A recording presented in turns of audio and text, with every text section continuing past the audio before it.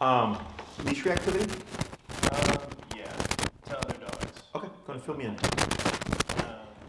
So, so that's probably the major thing. Just walking along, he'll just hop at any dog, jump at him. I mean, I told him to stop. I kind of hold his leash. I'll say you're being bad, or I'll try to calm him down if he's really freaking out. But yeah, I mean, he'll literally just keep jumping on the leash if I let him. Like, we'll keep walking. I'll try to move past the problem. Anyways, I haven't known how to handle the problem, I guess, is what you're hearing probably. I've done 3 different things, to try to fix it. None of them work, and so basically, so there's that. And then also at home, he's very, he just gets separation anxiety. Like he will just bark from the time we leave to the time we get home. I see, sure. So like, I mean, we get home and his voice is gone. So it's bad for that, and then it's also bad because we live in an apartment. You can't do that. We used to live in a house out in the suburbs, so it wasn't a big problem in terms of that. But now it's a problem because we don't want our neighbors that live above us to complain or anything like that. It hasn't been complained yet, do you know? No, nothing yet. Okay. And we've been living there for about a month, but we've also been very careful about not leaving him alone for more than like an hour or 2, which was pretty annoying. Did you guys work from home or? I do. You do? Yeah. Okay, even when you're out in the suburbs? Yeah. Okay. I've worked from home since we've had him, so I'm sure that's part of it. When did you get him? We got him right before we moved into our house, I think like June 2019. Okay, so just before everything got shut down. Yeah, and he was 6 when we got him. He was a stray. Okay, so he's rescued. 9 now? Yep. Okay. And have you done any other kind of training with him, or is this the first kind of formal anything? So yeah, formally no, but we started using an electric collar about a month ago. I don't know how effective it's been, to be honest. I don't know if it's the collar is kind of cruddy or. Do you happen to have it with you? I do not. Do you know what brand it is? I can ask my wife to send me a screenshot. But we use that, and then we also use a crate. We just started using that as well, and he seems to take to that a lot better. So when we used to leave him alone at the house, we would come home knowing like he's probably going to pee in the kitchen. He might go to the back, like take a shit in the kitchen, and so that was just something we lived with for a while. But in the crate, he's a lot better. Yeah. He doesn't do any of that, but he still will just bark the whole time. And so if you put him in a crate, even when you're home, will he bark, or is it just when you leave? If I leave the room for too long, sometimes he might bark. So we've been doing that more though, where we put him in the crate, we'll leave the room, go do something else. He might bark, we ignore him, and then we'll let him out when he stops barking, or after he's been silent for a few minutes. Is usually what we do. Okay. Anything else? Trying to think. I don't think so. It's mostly just those 2 things. Yeah, he's reactive to other dogs, and so he can't. It just makes it painful to take him on walks, and then he also just will not stop barking. Yeah. Do you care like if he's social with dogs or anything like that, or is it just we just want to stop the reactivity in the? It would be nice, but it's not it's not a thing we necessarily desire. I mean, it'd just be nice if we could just go walk him without him kind of ruining the time. Yeah, no, I gotcha. Okay. So when reaching out, did you do any research on how we train or the methods that we use? My wife did. I wasn't super involved in that process. Okay.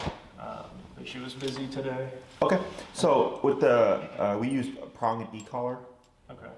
Prong would be like the spiky one. You probably see it on some dogs. We don't, how do you say, it's not as prominent in our theory of training because, not because it's not a good tool, it's a great tool. It just takes a bit more technical skill than the average dog owner will develop. And then most people, especially when you have reactivity, tend to like hold the dog like this, with the leash, which is tension. So if you're walking the dog with the prong collar with tension all the time, it's like a negative feedback loop where the dog just, they're just constantly feeling this thing. With the remote collar, as you're familiar, it's the press the button type of thing, right? Now, e-collar is a great tool when used correctly, and also if you're using a good quality collar. They range anywhere from like 25, 30 bucks on Amazon to like $400. Okay. Which is why I'd asked earlier about the one that you have. It's just one off Amazon. It was pretty cheap.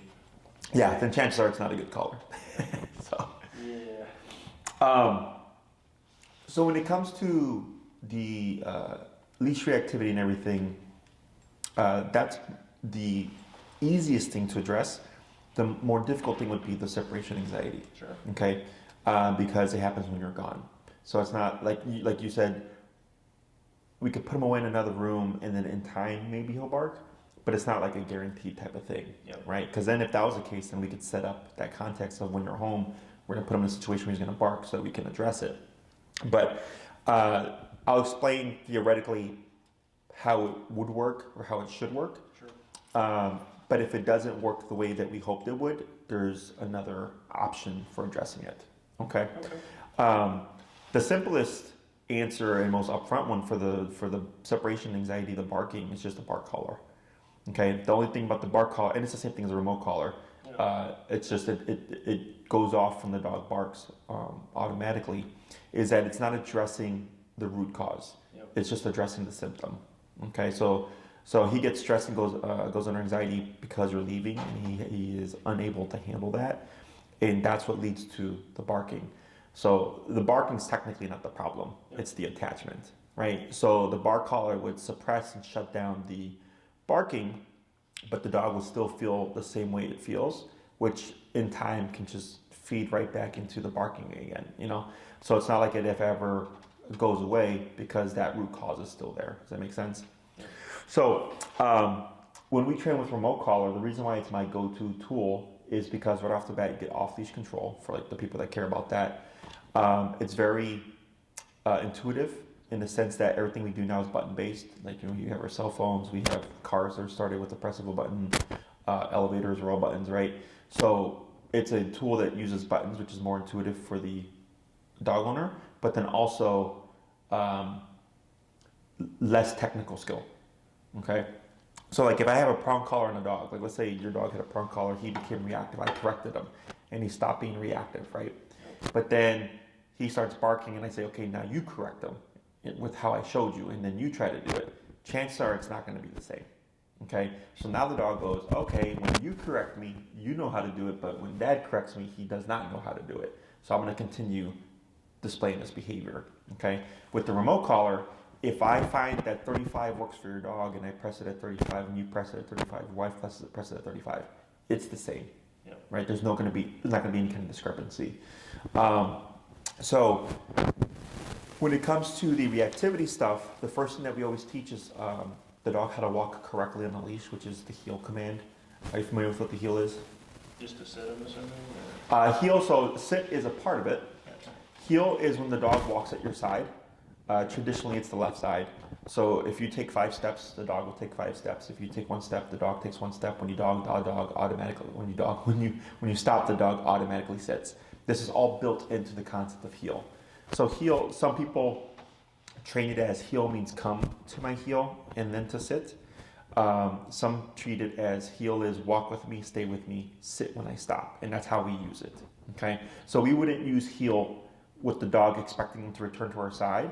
It's they're already kind of at our side to a degree, and we're telling them now we're walking, and your job is to stay with me and to sit when I stop. Does that make sense? Okay. So when we talk about if I take 5 steps and the dog takes 5 steps and I take 1, dog takes 1, it can give the impression of, oh, that seems like really complicated, or that seems like it's going to take a lot of time to accomplish that level of discipline. It takes 5-15 minutes, most cases, okay? At least the concept of it. And then your job would be to go off and to practice and repeat so that the dog starts to fully understand it, okay? So obedience is something that we've created to control our dogs, to be able to do things with our dogs. So if I go to a restaurant and tell my dog to lay down, she'll lay down the entire time I'm at the restaurant, which allows me to bring her with me, as opposed to just having her be all over the place. So with the heel concept taught by e-collar, what we're doing is we're building a very high level of focus to the owner that the dog doesn't care about the environment. Okay. Now in some cases, we'll teach the heel, and the owner will come back and say, hey, Jesse, like 70% of the reactivity is gone, all the reactivity is gone, 10% of the reactivity is gone. It becomes our feedback, okay? So first class, and we're starting to move back to training out of Oz Park. Are you familiar with Oz Park? That's perfect. We live 10-minute walk. Okay. That's kind of what we hoped for. Okay. Yeah, Oz Park Business Park in Chicago. So we started training there because of COVID. So I used to do home to home, where I would be traveling to you to have the consultation at your house and stuff. Yep. And then COVID happened, and nobody wanted people coming over, and it kind of flipped everything on its head.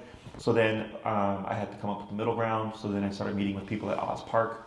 But it was so popular, and people liked it so much that we're just like, this is great. Why don't we just keep doing this? So we're at Oz Park, Business Park, Chicago. Dogs, people, baseball games, strollers, rollerbladers, all that stuff. So we're there real time, and I don't train the dog and then I don't show it to you, then have you do it. It's all hands on for you. Perfect. Okay, so you show up, you just have your equipment, you have your dog. I'm there with you, and I would coach you through the exercises, explaining everything, walking you through everything, all that stuff. If your dog were to become reactive, I would help you resolve it real time. Okay, so then you're kind of doing everything yourself, and I find that people retain it better. Yeah. I'd give you your homework, and then you go off, do your homework for the week, meet you again, class 2. Okay, give me the feedback. Oh, Jesse is so much better. Like, he's walking better. His reactivity is much less. But if a dog barks at him, he'll still bark back. I go, okay, makes sense. We're gonna make a couple of tweaks. Work on the second half of heal, because it's a 2-part exercise, and then you go off and do your homework again. Okay, you come back class 3 again, more feedback. If for whatever reason the reactivity is difficult and we're struggling with it, or there's like you're starting to get a feel for example, if you're turning a corner and there's like a dog there, like the surprise kind of run-ins with dogs, Yeah.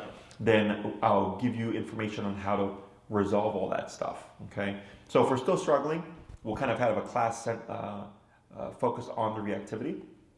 I'll walk you through like all the different approaches, and the chances are I would tell you to go off and practice until we resolve the reactivity, okay? So I wouldn't see you for class 4 if you're doing a longer program until we address the reactivity.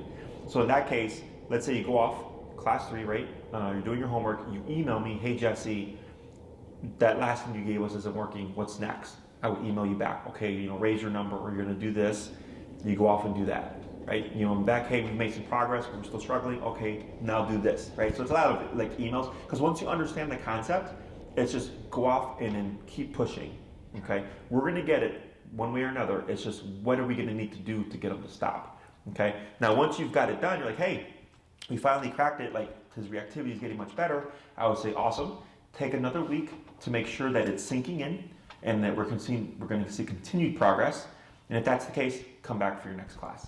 Okay. So with behavior stuff, it's not concrete. There's a lot of variables in play.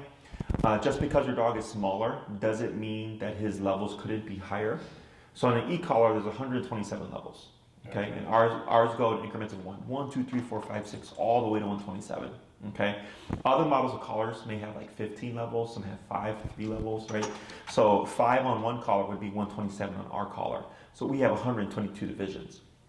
So when we see a small dog, logically speaking, people tend to think like, oh, well, since he's a smaller dog, I would anticipate his number is going to be lower.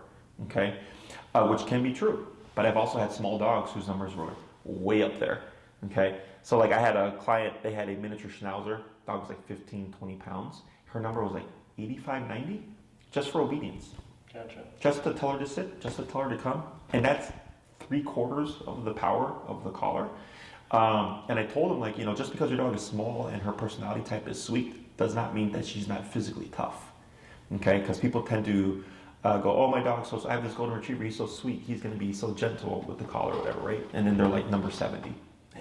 So I help you figure all that stuff out, but that's what we would most likely have to determine.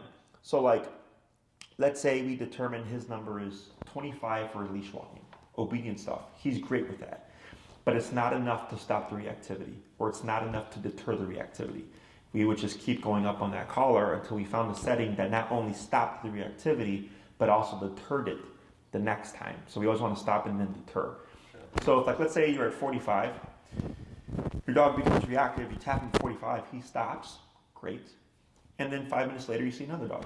He becomes reactive. You tap him at 45, he stops, great. But you see another dog, he becomes reactive, tap him 45. What are we getting there? Yeah. It's not enough for him to remember it. Correct. It's not deterring the next time, right? So it stops the moment, but then it's like the next dog I see, I know I'm gonna have to do it again, right?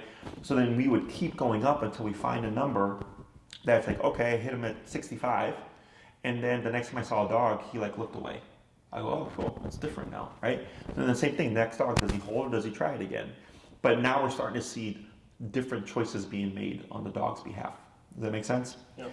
And that's what takes the time, because one, you know, you can go out, and I've had clients where I've gone to their homes to do home sessions, and then we go out looking for dogs and we see no dogs, you know? So that's why when we get to a point where if the owner is still having issues with reactivity, I'll have a class explaining everything, what we're gonna do, and then they just go off and they'll just try each approach until eventually we find the one that's gonna work. And then once we find the one that works and it's sticking, then I'll tell them, okay, come back and have your next class. Otherwise, we're gonna just have a class talking about the same thing and it's just a waste of class. Does that make sense? Sure. Question on any of that? No, we were using a collar that was automatic on sound. Yeah. Collar, like what you're explaining. Yes. So that would be the one that you could use for when you leave to address the barking and stuff. Yeah. If you decide to move forward with the training and stuff, I would most likely have you email whatever it is to Maria so I can take a look at it to make sure that it's if you end up needing it for the separation anxiety stuff, that it's a good bark collar. Gotcha. Okay. So like the client I had this morning had their own e-collar. It was like an $80 Amazon one. And they said they only had 15 levels and the dog was shrieking. You would feel it. Okay. But then also the dog would continue with the behavior, so he also wasn't learning. So they obviously got a professional collar, and he's doing great. He's making great progress. And his number, we were at 65 today because we were trying to correct him from attacking the front door. But there was no screaming or anything like that. Like he was taking the correction. It was firm enough that he didn't like it, but not so abrasive that it was freaking him out more that he couldn't think through the correction. And that's the main thing. Even if I have to come in and correct the dog for the behavior, it has to be firm enough that they respect it, but not so firm or abrasive that they are more freaked out about it than thinking about like, okay, why did that happen? How do I avoid it from happening again? Does that make sense? And I help you figure all this stuff out, you know, in the training and stuff like that. So we see what heel fixes. And in that time, I would also have you, to like a degree, probably push leaving the home after the first week. Okay, so the first week is heel. Go do your homework, come back, feedback, make any adjustments, go do your homework, and then this week, try to leave for 30 minutes or an hour and see what happens, see if there's any difference there, okay? And do you guys have like a camera or anything like that to watch them? Not right now. They're like $25. Yeah. And they sync to your phone now. So you can leave, go grab brunch or something, check your phone, see how he's doing, okay? If he's barking, no big deal, you let me know. If reactivity is going well, what we can do is have a class on formal kennel training to help address the separation anxiety, see how that impacts him. And if it's like when we leave, he's still barking, like it's not working, then we can look at either if your bark collar is good, then we'll just use the bark collar. Otherwise, if you need to upgrade it, we'll send a recommendation and you can pick it up online. Okay? Question on any of that? No, that all sounds good. The collar is NBJU bark collar. What was it? NBJU is just. How much was it? I can't. Actually, it's like a good screenshot. Let me check real quick. Sure.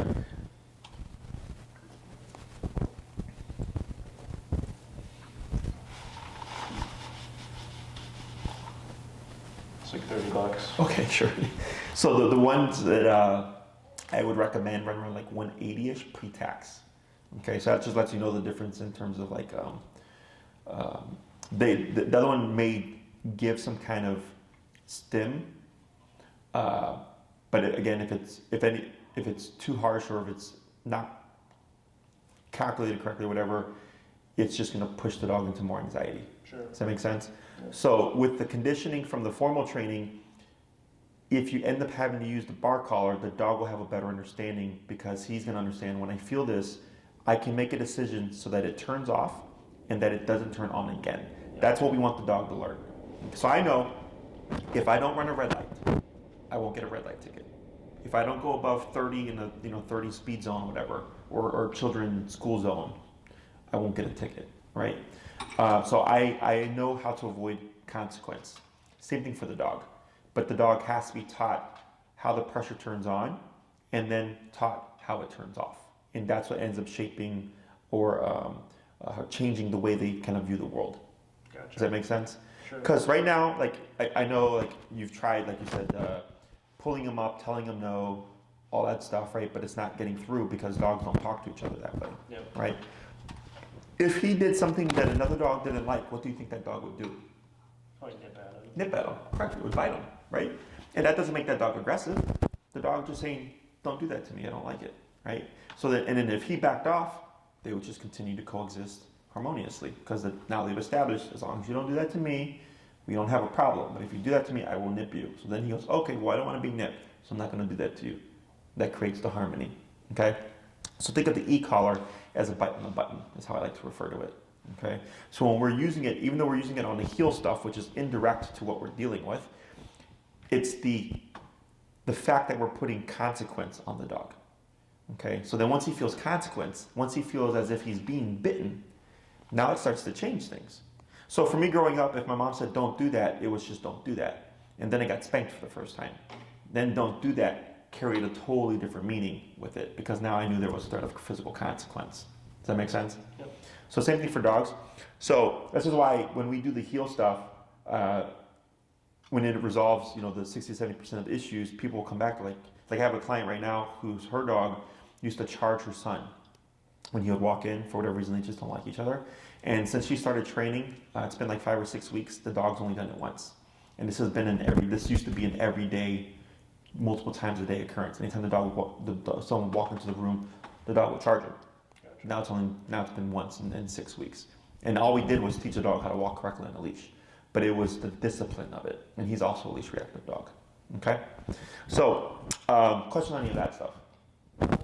Yeah, so that's all negative reinforcement. So when should I just leave out like treats or like positive stuff from all of that? That's like a yes or no Isolate question. that? So we have 4 quadrants in training: positive reinforcement, positive punishment. Positive in the sense means add something good, add something bad. Then we have negative punishment, negative reinforcement, take away something bad, take away something good. Okay. Gotcha. So technically with e-collar, we're doing positive punishment and negative punishment. We're adding something bad and we're taking away something bad. Okay. Okay. In my book, bad experiences are the greatest teachers. You ever touch a hot stove? Yeah. Would you do it again? No. No, right? So that was technically positive punishment, right? You touched hot stove, you got burnt, that sucked. Better be careful around a hot stove, right? Sure. Positive reinforcement is great for stuff you want to see again. So if you tell your dog to sit and he sits, I like that. I want to see that again. Positive reinforcement. Does that make sense? Yeah. So when it comes to behavior, the reason why we don't really worry about positive reinforcement is, one, technically speaking, if your dog becomes reactive and you give him a treat, what are you doing? Yeah, you're rewarding him. Technically, right? You're rewarding the behavior. Now, if you do your research online, you'll come across counter conditioning, which is where they use food to counter condition the dog's underlying emotional response in response to a stressful stimuli, right? So, like in this case, he sees another dog. Now, if he's under threshold, meaning the dog has gained his attention, but is not close enough for him where he thinks he needs to be reactive, you would start feeding right there. Okay, so then the dog thinks, when I see a dog at 20 feet away, good things happen. And then when the dog walks away, the good things disappear. When the dog comes back, good things happen, right? This is the counter conditioning. And then they would slowly close that gap until ideally the dog would be like here, right? The issue with that is you can't do that in the real world. Yeah. Like, you're not going to tell someone, hey, stay where you are because I'm counter conditioning my dog right now for his leash reactivity, right? Like, they're going to be like, I got to walk my dog, he's got to take a shit. I got to do things, right? So with the positive reinforcement stuff, it's either one, going to reward the behavior that we don't want, which is going to tell the dog, I want to see that again, and or it's not realistic to implement because of we're in the city of Chicago and it's busy. It's kind of more congested. The other thing is, like when you said that you will go down and to kind of console him, or you said what were the approaches? I'll just tell him it's all right. Like It's all right, yeah. you know. So I understand what you're doing, right? Consoling, explaining, hey bud, like there's no reason to be reactive right now. Logically speaking, I understand that. But if you're petting him and you're saying this stuff, what he perceives is you're telling me to continue to do this. So I used to do protection training, which is training dogs to be actively aggressive towards people. Okay, like the canine dogs for like police and stuff. And what we would do is we would put the dog in a harness. We would have the agitator. We would hold the leash. The person would act stitches or do things to antagonize the dog. The dog would start to growl. Right, we would pull back on the harness to create some frustration. Eventually the dog would start to pull forward, they would start barking, they would start lunging, and then we would be holding the leash going, good, and we would pet the dog, okay? So even though your words are saying, hey buddy, it's okay, no need to do this, what he's understanding is the touch, and the fact that you've probably also softened your energy. Hey buddy, it's okay, it's our friend, right? And again, I understand this, but the dog doesn't. He just goes, you've softened your energy, and you're petting me, which is telling me I should continue to feel this way about this dog. Does that make sense? Yep. The next thing, which segues me to the next thing, which is the harness. Okay, I understand harnesses for small dogs because we don't want them to put pressure on the trachea, we don't want them gagging themselves or anything like that. But harnesses actually promote reactivity. Okay, there's a thing called opposition reflex. Are you familiar with that? Opposition reflex is when a dog or an animal feels pressure, they want to go against it. Gotcha. So if your dog pulls forward, you pull back, you pull more forward. He pulls left, you pull right, he pulls left, you pull left, he pulls right. They always want to go opposite to pressure. Okay. So like let's say you become reactive, you want to contain and restrain your dog, we pull back, right? So now it creates more frustration on the dog's behalf, which then just increases the reactivity. Okay. Another thing that's a very common thing that happens is when I get clients that get their puppies. They'll put their puppy in a harness, the same thing, they don't want the puppy choking himself, all that stuff. And then the puppy sees the dog. And most puppies are happy-go-lucky, say hi to everyone, everything. But the owner doesn't want the dog to say hi because maybe they don't have their vaccinations, or maybe they just don't want the puppy to know the dog, blah, blah, blah. So they pull back on the puppy, right? So they pull back on the harness, and the puppy's trying to get to the other dog, and gets frustrated. And then we do this every single time they see a dog over the course of days, weeks, months to a year. And eventually that friendly puppy starts to become a frustrated puppy because it can't ever say hi to the thing it wants to say hi to, then becomes an aggressive dog. Because the puppy thinks, every time I see a dog, I feel this negative tension on my chest, and it doesn't go away until the dog is gone. So I think that dogs are a bad thing because of the negative tension I always feel. Does that make sense? Yeah. So people then inadvertently over time condition their friendly puppy to become leash reactive and or dog aggressive. Okay? So in your case, you got your guy when he was 6 months, 6 years, right? So you came in later, but it's still the same concept of like the harness potentially pushing and provoking the reactivity because of the tension it's putting on the chest. Okay. Once should you move forward with training, he's trained and stuff. He would just have his collar and his leash. There'd be no need for the harness anymore. Okay. Harnesses aren't good training tools. They're meant for dogs to pull things. So like horses were harnesses to pull carriages. Dogs, huskies were harnesses to pull sleds. There's even some dog sports where the dog will wear harness to pull like a giant tire, But in terms of walking or everyday use, in my opinion, it does not have a place. But obviously it sells because no one wants to be choking their dog or whatever. Yeah, we got it because he can escape collars. He knows how to stop moving. I would probably put him on a martingale then. Gotcha. Do you know what a martingale is? No, I do not. Martingale is it was designed for greyhounds. Okay. Because you know how they have the big bodies and the necks with the tiny head, is that any standard collar would just slip over. Okay. A martingale. Two greyhounds. Oh yeah. Probably does. So a martingale has like a special loop that if the dog tries to pull out, any kind of pulling tension will make it go more snug. Okay. Okay. Questions on any of that stuff? No, that all makes sense. Okay. So when it comes down to your dog, so we have to cover heel, and then the reactivity stuff. Is there anything else in the separation anxiety? Gotcha. What about like recall, come and called stuff? Do you care for that or? It would be nice. I mean, all these things would be nice. My just main focus is the reactivity. I kind of feel like we should just play it by ear, if that makes sense. If not, if we need all this up front, then yeah, I would appreciate that too. Okay. So It would be nice to be able to keep him off a leash and let him exist in a dog park or something, because we don't have a yard for him to use, so he doesn't have any time to just kind of be himself out in the green space or whatever, do whatever he wants. So when people come in, typically their ceiling's down here. Yep. Because either, especially if they've come from other training methods, because they're like, well, I've already tried 3 or 4 trainers and I've not made any progress. So if I could just get this one thing fixed, like I'm so happy, you know? And I'm like, our ceiling is like all the way up here because of the methods that we use. What holds people back is just their own emotional response to the training, because no one wants to feel as if they're hurting their dog or wants to hurt their dog. And that's not what we're doing. Yep. But like, you know, being raised old school, I was spanked, like it hurt. But my parents' intention was not to hurt me. Yeah. It was to teach me a lesson, right? So same thing for the dog. When they nip and bite each other, they're not worried about like how they feel about each other. Yeah. They're just like, don't try to hump me or don't bark in my face. You know, it's a very flat thing. So dogs are able to kind of issue these firm corrections if needed, but without having the emotional component. Whereas for humans, the emotional component is almost always tied into it. So, I'll break down the options for you, and then you can discuss with your wife and all that stuff, and then make your decision. Okay. Okay. So we have 3, 6, 9, and 12 week or 12 class programs. Okay, and it's 1 class a week for an hour each week.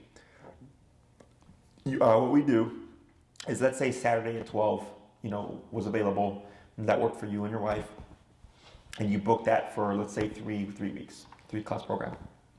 For 3 weeks plus 1, so 4 weeks, that is your time. No one can take it from you. Okay, so we call it like giving you priority. So then every Saturday at 12, I would meet you at Oz Park. Okay, now if you cancel or reschedule outside of 48 hours and you have enough notice, you don't lose the class. We just push back a week or whatever. Okay, but let's say you do so 2 times, and we hit the 4th week of you having priority. The way my schedule operates is usually I'm booked ahead of time. So then Maria's thinking, okay, you guys are doing these classes, and this person wants 12 o'clock on Saturday. I'm going to book them at the end of your program. Okay, so then she would contact you and say, hey, you used up your priority. I had another client take the slot. What other times are you available to finish up your last class or whatever? Okay, sure. Same thing if you decided to add on more classes. We don't prorate programs. So if you paid for 3, you pay the cost of 3. And if you decide like, oh wow, this is great, like we want to add another 3 more, you're essentially getting back in line to book again. So it's the same fee of 3 classes. If you do 6 classes up front, it's a cheaper per class rate, because you're saying up front like, oh, we want just for 6 classes. Does that make sense? Yeah, makes sense. And it makes it easier for Maria, because then she's like, okay, cool, you're booked. I don't have to worry about you booking me or whatever, and she can move on to the next client. And you can do anything like, how do you say? You can do 3 and then do another 3, or you can do 6, and then it's just the difference is of the cost you would save.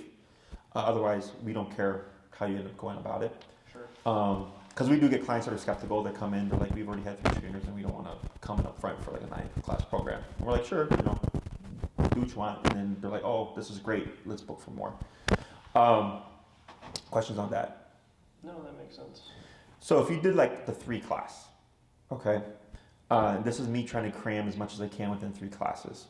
There would be the one on heel, come back, and I would probably have you already test kind of leaving the home for the separation anxiety and stuff.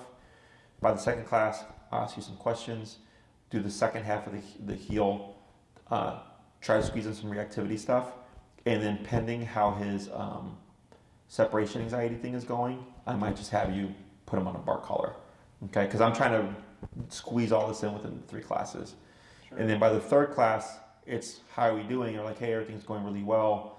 We're still just having some issues with like a couple of reactivity things. And then we'd focus on the reactivity, whatever's left. And then you'd go off. If you decide to book more, you could come back. If you're happy with what you got, then just continue to reinforce. If you did 6 classes, same layout, except we have a little bit more wiggle room. Okay, so same thing, first 2 classes on heel. I wouldn't worry about stressing about the separation anxiety so early. I'd probably ask about class 2. By class 3, have a good idea of the separation anxiety and whether or not we need to just jump to a bar collar or whatever.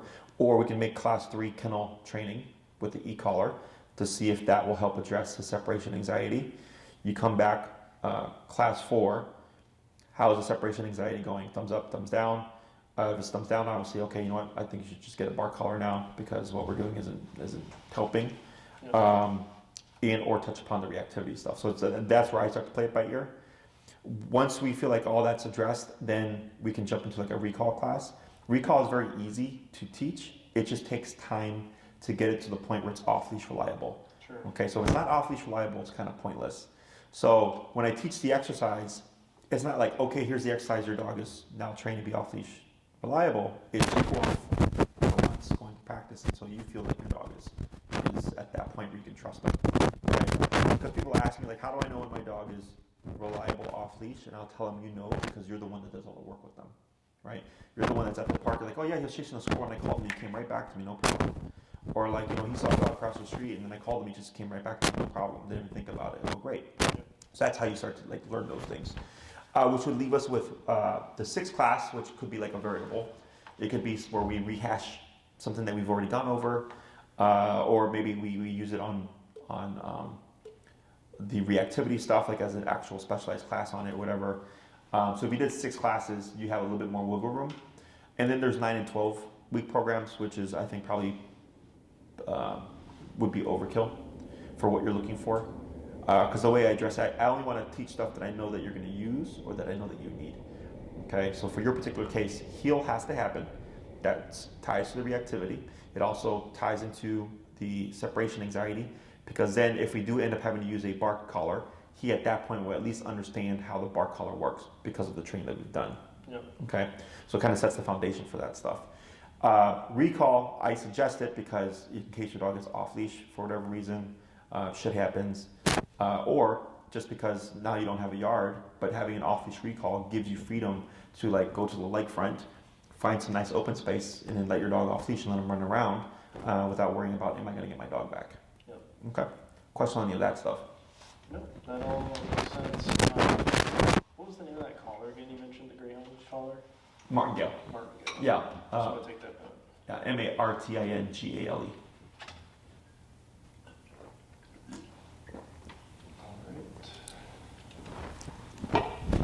And then we are also going to have to board them ever so often. Mm-hmm. And right now, the way we're going to do it is just have them be solo, like not playing with other dogs. Mm-hmm. So that would be socialization, I guess, which is what you mentioned earlier, to get them to that point where you could, hang out Yes. with your other dogs. So, if you want to learn how to socialize your dog, I can help teach you how to do so correctly. Yeah. So, when you're walking down the street and you see like random people with their dogs saying hi to each other, that's actually not the norm in the dog world. Okay, that's something that humans have created. I'm not a huge fan of random dogs greeting each other because you don't know the other dog's behavioral issues or anything like that. Actually, I had this happen to a client where she was at Trebs Park, which is near Oz Park, and a lady came up there and said, like, can my dog say hi to your dog? And she said, sure, my dog's social. And then the lady's dog ended up going after my client's dog.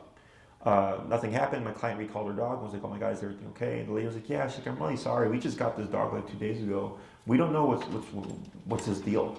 Yeah. He does this. And then my client was like, well, I would have liked to have known that before saying, yes, they could say hi to each other, So then there's also just like the kind of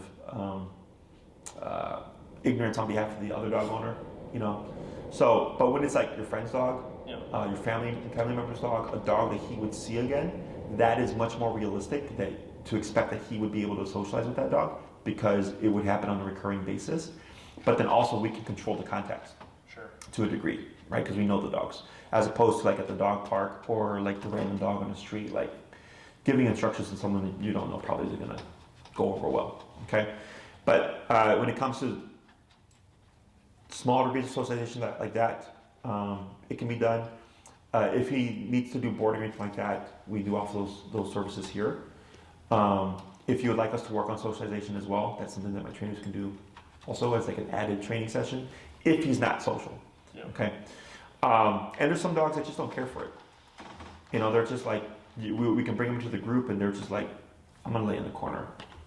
So then it's like, okay, well, they're not having a good time. They're not wanting to interact. So then we just don't really force the dog to have to do that stuff. Yeah. So for the boarding, if we've trained the dog, they're welcome to come back for boarding whenever the owner needs it. Because we've trained them, the owner just comes back, brings their equipment, everything like that, and then we take care of the dog, no problem.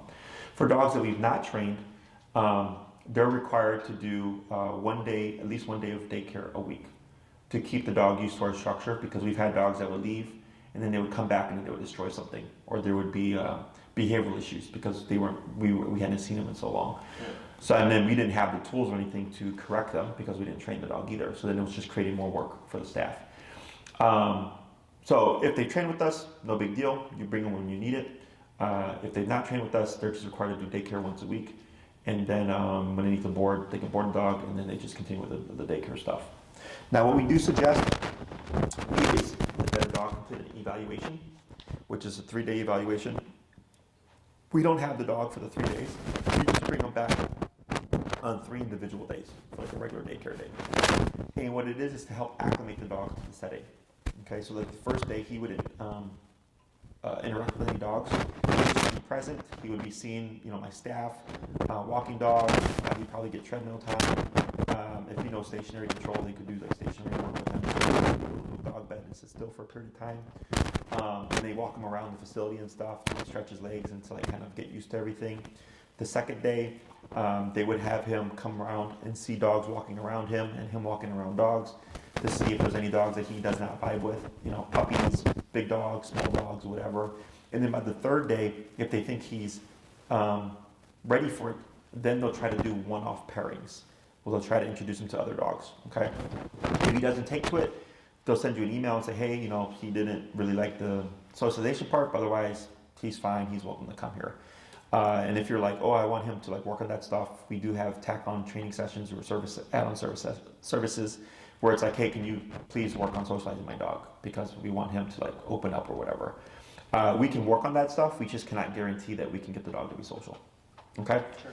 But the evaluation is more to acclimate the dog to the space, so that when you need to board them, it's not jarring. It's not like, here's my dog, see you later, because that becomes very stressful for a dog to just be dropped off somewhere that they don't know, it's unfamiliar. So by doing the evaluation days, he just gets at least acclimated to where it's like, okay, I've been here before, and my parents will come back to pick me up at some point. Make sense? Yep. Questions on any of that stuff? Nope. Makes sense. How much does your dog weigh?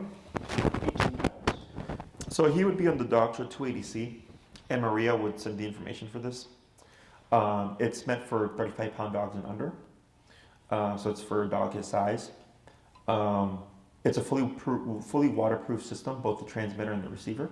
So he could be, swimming, he could be in the rain, what have you, perfectly safe to use.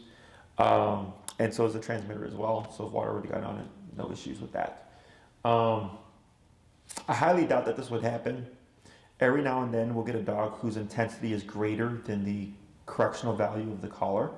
So if we're working with him and we find that the 280C is not capable of shutting down his reactivity, they come in tiers. So there's low-level collars, medium-level collars, and then high-level collars. The 280C is a low-level collar. So for whatever reason, if it were to not work for his reactivity, we can always just bump it up to the next power level up. Okay? But I doubt that it will. It runs around 237-ish with tax. They last for years. So my dog training collars I had for 9-10 years before I finally had to just throw them away. And then I got a new collar. But as long as you're taking care of them and all that stuff, they last a really long time. Okay? Okay. Other questions? I think that's it. Last thing I could think of, and most common question I get is, when does the e-collar go away? In my book, when you need it, it doesn't. So that means anytime you're going to take him out for a walk, anytime he's going to be off leash, anytime you're going to socialize him, you'd have the collar on. But if he's a great dog inside the house, you don't need it. If he's a great dog when guests come over, you don't need it. He's great whenever you go to your parents' house or something, you don't need it. It's just in those situations where it's okay, we're going to go for a walk and he's leash reactive, so we're going to have the collar on him. I liken it to a cop on a collar. So for humans, we drive better and obey the traffic laws when cops are around, but people tend to push those things when the cops are not around. Most common place would be expressways, right? Speed limit could be 60, people go 70, 75. And then you see everybody slow down and you look, oh, there's a cop car. And everybody passes the cop car and then everybody speeds right back up again, right? So that's opportunistic behavior. It has nothing to do with the training methods. It's not like they're not effective. It's that if the threat of consequence is not there and he wants to do something, then why can't he just do it? Does that make sense? Yeah. So you should not feel like you're having to manage your dog. You should not feel like, oh, I have to use this thing every day, all day. If you're doing that, that means something's wrong. Okay? It means we're probably too low in the collar's not fitted correctly, or maybe we're being too soft on the dog and not bringing up the number to the correct number that he needs in order to deter the behavior. In the beginning, you're going to be introducing the tool a lot because you're teaching everything, but as he's learning and getting better, that starts to go down. Okay? So then you might get to the point where it's like, oh, I'm going to have to touch the collar in like 3 months when walking my dog. And there's been tons of situations where he's normally reactive and he's not being reactive. When we address reactivity, it's not a concrete thing. It's not like a machine where it's like you just replace a part and it's good as new. Your dog's a living, breathing creature with stress levels and the will to make choices and stuff. So if 3 months goes by and then one day he becomes reactive, it's okay because you have the tool that's going to stop it, right? So like if you turn the corner and there's a dog right there and he gets caught off guard, like he's probably going to respond because it was so sudden. But now you have the tools and the know-how to just stop it, okay? So just like with humans, like if I went to anger management and the therapist said, I'm going to help you so you never become angry again, like we would know that's BS because at some point I'm going to get upset again, right? But I would have a much better ability to control my anger and my emotion and all that stuff. Same thing for the dog, okay? Does that make sense? Yep. Questions on any of that? No. So Maria will send you the information for the collar and then the breakdown of the classes and stuff, or the prices for the classes. And then you can review it with your wife and stuff and see if it works for you, and if it's something that a method you want to move forward with. Other than that, I believe that is everything. Okay. Okay? Awesome. If there's anything you forgot to ask, feel free to ask Maria. And then if you want to get a feel for what the training looks like, have you seen you said your wife did the research, right? Yeah. Yeah. So if you go to my website, canineperspective.com, on the home page, if you go up a little bit, you'll see on the left-hand side, it looks like a pit bull smiling in the sun. It's a YouTube video. If you click that video, I break down how e-collar and reactivity works. So it's like a 10, maybe 12-minute video. Okay. So, and I'm using a case that I worked with that was both human and dog reactive, and I talk about the process and how the e-collar worked and show the dog and all that stuff, so you can get a feel for, and a visual for like, okay, this is like how the training works. Okay. Okay. All right. Other than that, that's pretty much it. All right. Okay. Well, it was good meeting you. Will, right? Yep. Well. I'll help you down.